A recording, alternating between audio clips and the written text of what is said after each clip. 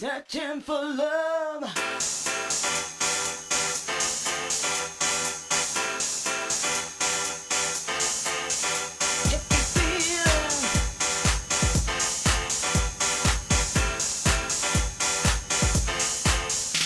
Trap Runner, otherwise known as Trap Gunner, Countdown to Oblivion is a PlayStation exclusive title released in North America on September 24th, 1998 and in Europe on the 25th of June 1999. Fuck, I'm old. It was developed by Rasim Dim, who would go on to create Mario and Sonic at the Olympic Games, and it was published by Atlus. Trap Runner is a difficult game to explain in a sentence, so I'm going to have to get really basic with this. It is a battle between two opponents in a closed arena seen from the diagonal down perspective. Every selectable character, and what a roster, we'll get to that, have melee attacks which are short range and deal little damage. The favoured means of damaging an opponent is through hidden traps, hence the title. Trap Runner or Trap Gunner America. Now that might sound like a beat 'em up variant of Bomberman, but the game is not as fast paced as that description would suggest. If I had to put it into one sentence, I would describe Trap Runner as a hybrid of real-time strategy and puzzle elements.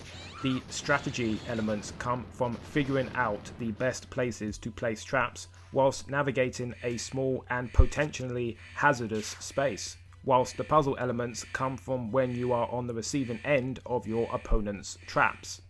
You have the option to crouch and investigate your surroundings until you find the bangy, and then input a combination of face buttons until you disarm it. I have not played anything else quite like it, to be honest, and as you can tell, I am finding it hard to condense my impressions because the gameplay experience is really that singular, which is a good thing, I guess, in a contemporary market where formula is king. Simply put, Trap Runner is a prime example of that kind of sophista arcade gameplay that the PS1 is fondly remembered for. You have the option of going straight into a match or experiencing the story mode, which plays out like every beat 'em up tournament mode ever, where you blow up the entire roster, smack talking them as you do so, before facing a special boss at the end. Rysin obviously had multiplayer in mind when developing Trap Runner, so as a mostly solo gamer myself, I am very grateful that they put in the effort. It is always a good time when a story mode is in any video game for that matter, as whether it's good, bad or indifferent, a story mode is a surefire way to add longevity and character to any title.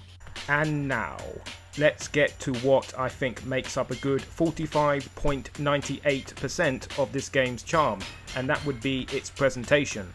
Straight off the bat, we have this attack of the late 90s anime opening movie, the style of the time of course being a barrage of on-screen text, flash cuts, all in aid to present the character roster and hint at their story arcs.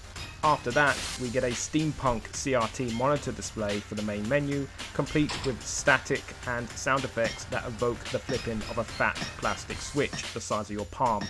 The intriguing design for our rogues gallery of playable characters here is credited to one Kenjiro Moyota, whose greatest claim to fame was being the character designer for the background artists of Super Street Fighter 4. Wow. The only other time he designed main characters was for an obscure arcade beat-em-up called The Rumblefish 2. Going by this only other available comparison, we can assume that Moyota sure enjoys his shy femboys, brooding military girls, tanky bears and long scarves, as we all do, as Trigun and Cowboy Bebop are obvious influences on the character designs of both games. Any of the designs in Trap Runner could fit right into any 1998 anime, a bit any espionage steampunk late 90s anime, which the last time I checked there were only 5 of that year. Finally, the game's music, composed by Tomohiko Satao, is overall terrific, in particular the character select screen, which could have filled up any rave nightclub at the drop of a disco biscuit, or Dicky Bickies as they are known in Liverpool. The overall soundtrack is a pastiche of everything released on VHS by Manga Entertainment and could not be more fitting for the fast-paced, high-concept gameplay. Quai. In conclusion, Trap Runner is a fantastic 3D RTS puzzle game which is singular in gameplay and pure late 90s anime in presentation. It is a title which exemplifies hidden gems, released within arguably the PS1's greatest year in circulation. It costs a bit nowadays, likely due to publisher Atlus seemingly not able to secure a decent West Side distribution deal to save their life, but I would say it is worth the money as I truly believe it's one of the coolest games in the entire PS1 library and would make an excellent addition to the new PlayStation Plus package. For those who don't have any attachment to the PS1, I would still recommend it, as it provides a gameplay experience that you won't easily find elsewhere. Thank you for watching, please like, comment and subscribe, and goodbye.